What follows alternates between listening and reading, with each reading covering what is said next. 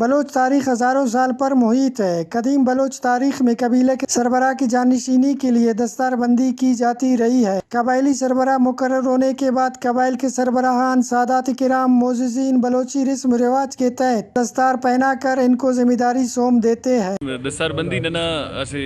بعض اہم کڑی اس مرے کا انت ظاہر ہے دا دستار بندی نہ دا مطلب ہے کہ ننا مو قوم ایسے شون سیننگ ٹیون کہ نما اسے پیرو سٹے نمے اونا احترام کرویے نمے اونا ہری تہلویے بشرط کہ پیرنگا مخلص مرے تینا قومتوں اور اگر وہ تینا قومتوں مخلص مس اور تو اللہ نہ مدد مرے کک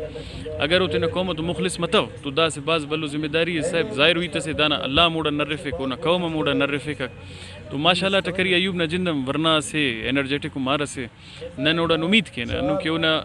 پیرا سکا مرحوم ٹکری حبیب اللہ تینا قوم کے یکا صرف کرے خدمت کرے تو انشاءاللہ ننا امید ہے کہ اوم تینا پیرا نہ نقش قدم تے کائے کک نن بلکہ دستار کنا خل پیدانا دانا جندنا دا خص وزن مفق راٹما کنا کاٹما دکھانا تو او وزن نن محسوس کرے نو تو اللہ پاک نن کی ہرا کہ مونی منزلک برے رہے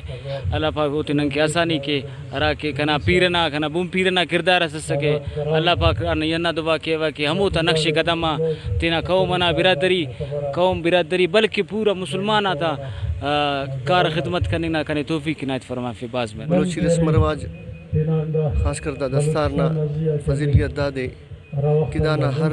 ولٹی اسے عدلنا انصافنا غریبنا داد رسینا مظلومنا مدد دا سے قسم اسے اور اے صرف تینا طائفنا ٹکری مفق اے پورا علاقہ کھلا کے قابل احترام مرک تو ہرا ڈول تینا قومنا خدمت کریر اوڑا امید کھیوا کہ انشاءاللہ تعالی